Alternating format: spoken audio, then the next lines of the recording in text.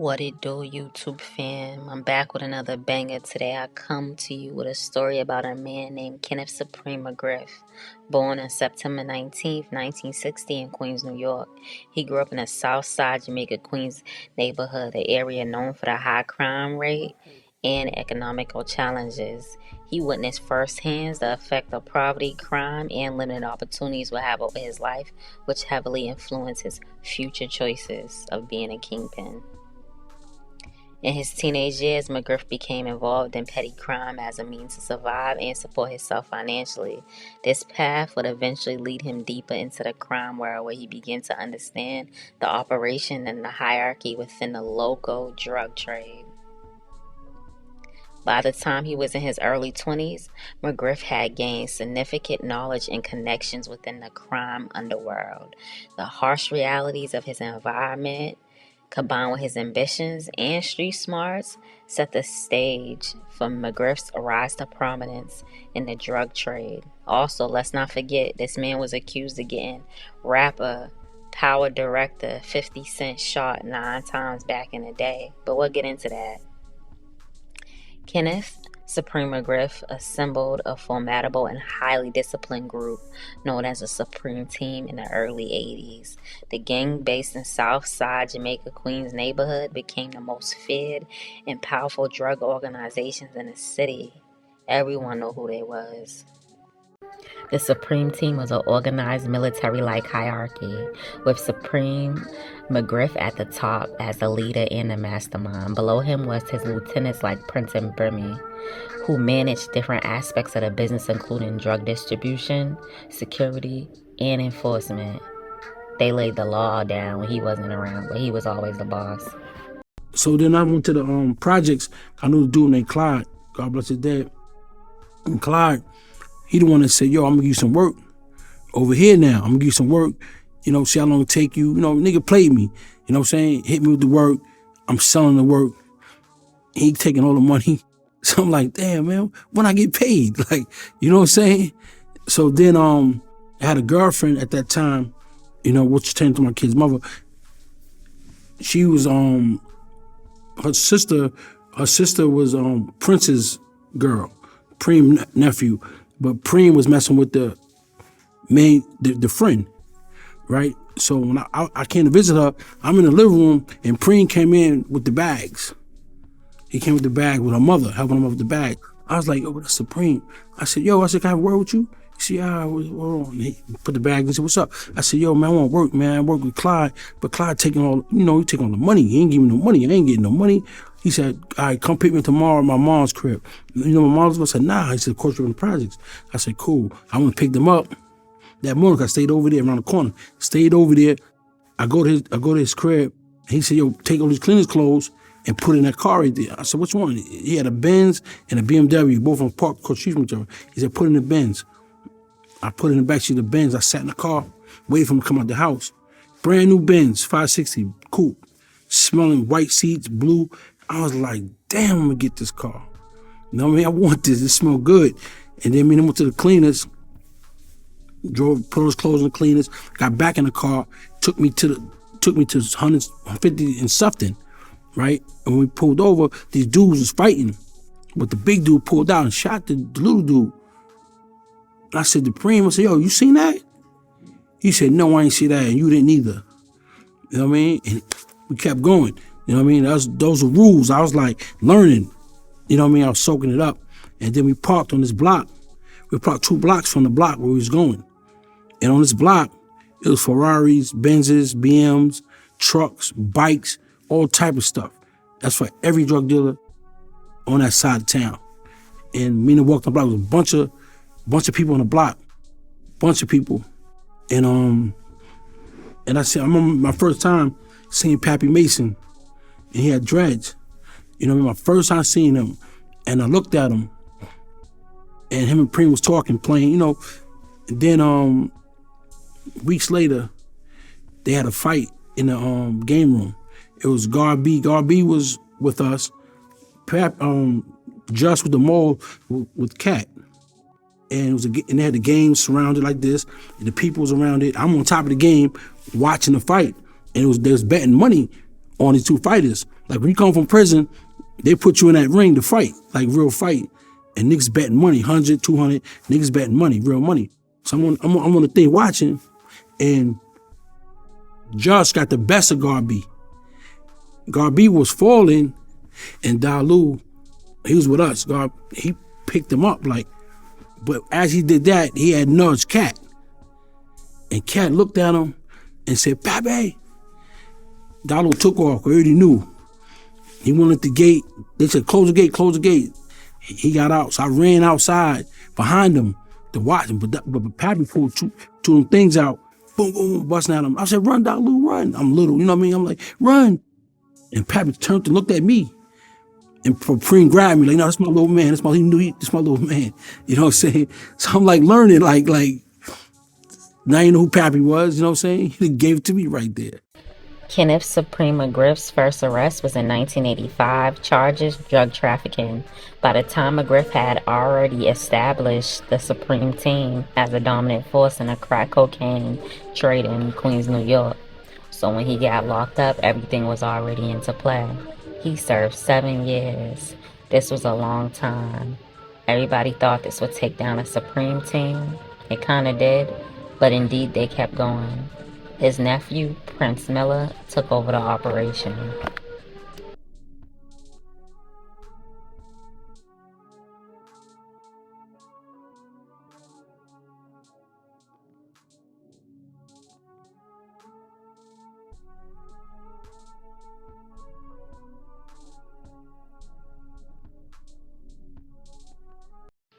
After Supreme's arrest in 1985, his nephew Prince assumed greater control over the Supreme team, effectively stepping into a leadership role.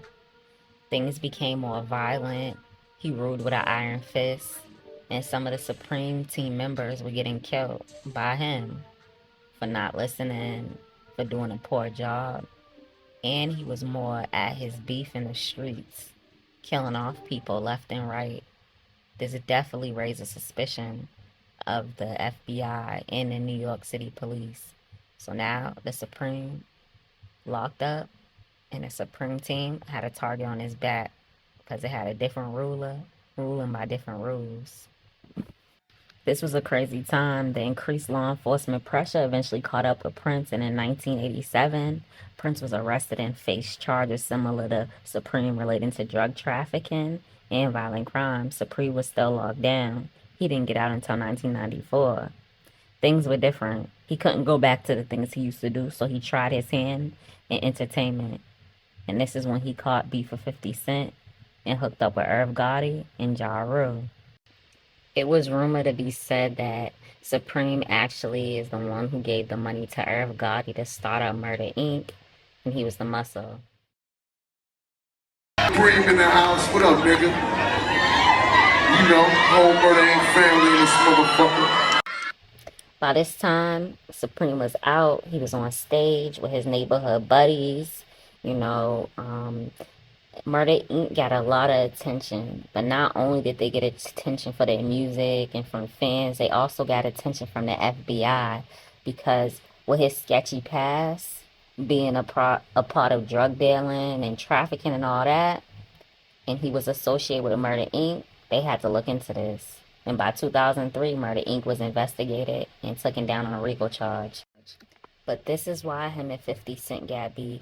50 Cent dropped a song called The Black Quran. And in this song, he repeatedly said stuff that he shouldn't have said about Prince and Supreme.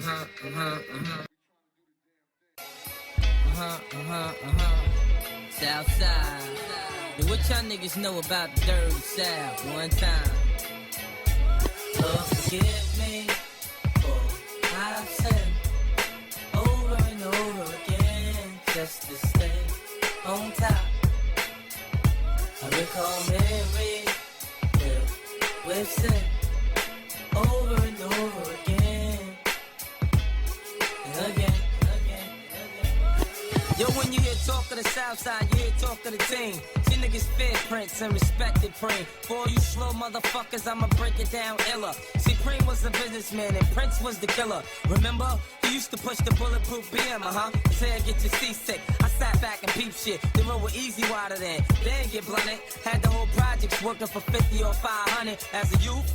All I ever did was sell crack. I used to idolize Cat. Hurt me to my heart to hear that nigga snitched on Pat. How you go out like that?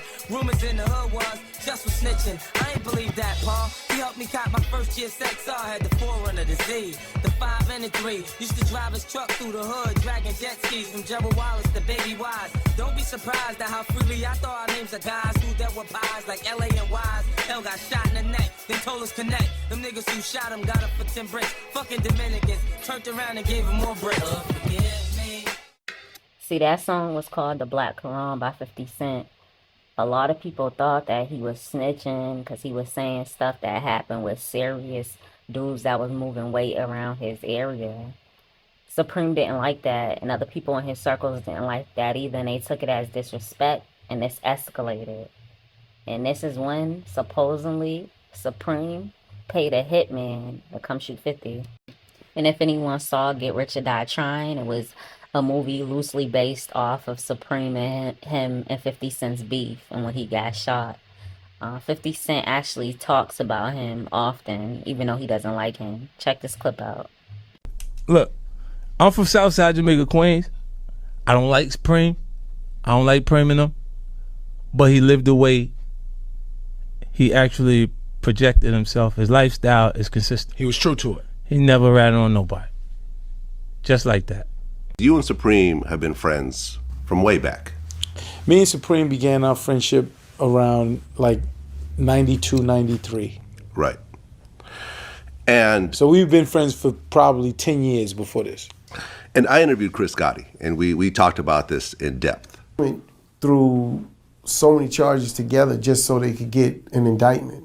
Okay. So when the indictment came down, it was 2 charges. What were the charges? Money laundering. Money laundering. And conspiracy to money launder. What they tried to tie you into was bullshit, minuscule amounts of money way late into Supreme's career. We're talking about a couple $1,000 here and there. They try to say that Supreme bankrolled Murder Inc. Right. And it was all bullshit. It was all bullshit what they did to me so I wouldn't help Supreme fight his case. They knew I would have gave Preem the money for his lawyer to fight his case. So it was a chess move to destroy me and take all of my money. Well, Irv Gotti and Chris Gotti, they was acquitted of all charges in 2005, which was great. The feds didn't find nothing. They was just an occupied record label. But Supreme, he was in for something else. 2 years from 2005, he would get life in prison. He was already under investigation for other serious crimes, leading to eventually his conviction in 2007 for conspiracy to commit murder, racketeering, drug trafficking. He was sentenced to life in prison without parole. Ultimately, the death of E. Moneybags and Troy sealed his fate. But before he went in, he had pictures with Jay-Z, a whole bunch of notable rappers that remember what he used to do from back in the day, and he got a lot of respect. Now, everyone knows about Big Meech and how people are glorifying what he did at such a big scale, but they don't really never mention the Supreme team. He has an offspring. His son right now is going around telling his story and saying that his father is bigger than Big Meech. This is an interesting story. There's so much to cover on this, but I'm going to just leave it right here. If you want a part 2, if you like it, subscribe, all that good stuff. I've said over and over again, just to stay on top. And we call memories filled with sin. Over and over again, and again, and again. That first verse was just a dose of the shit that I'm on. Consider this the first chapter in the ghetto's Quran. I know a lot of niggas that get dough like Benny and Joe, and Prince and Righteous from Hillside with the mole on his nose. Throughout my struggles in the hood, I started learning.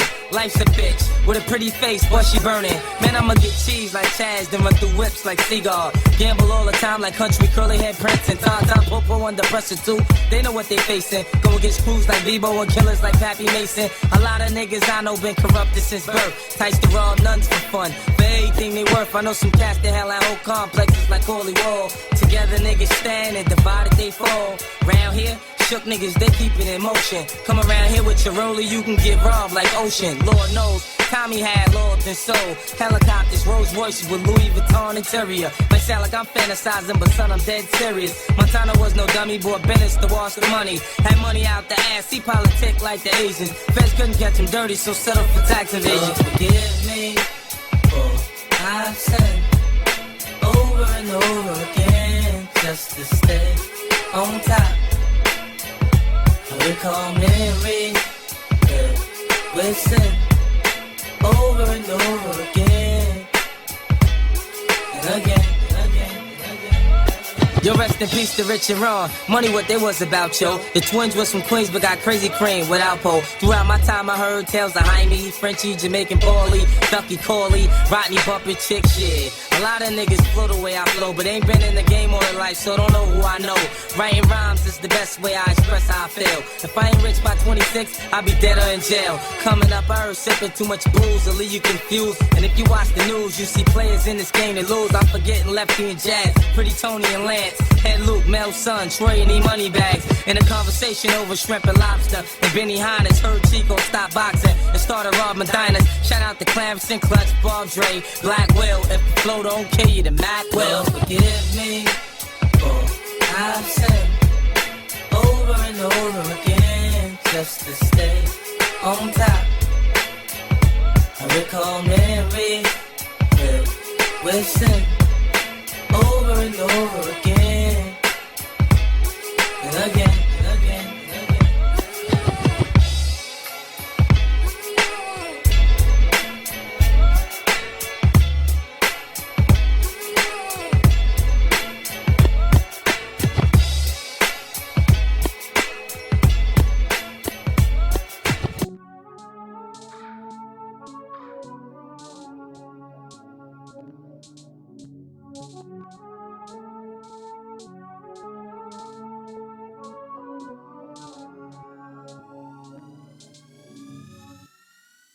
واحد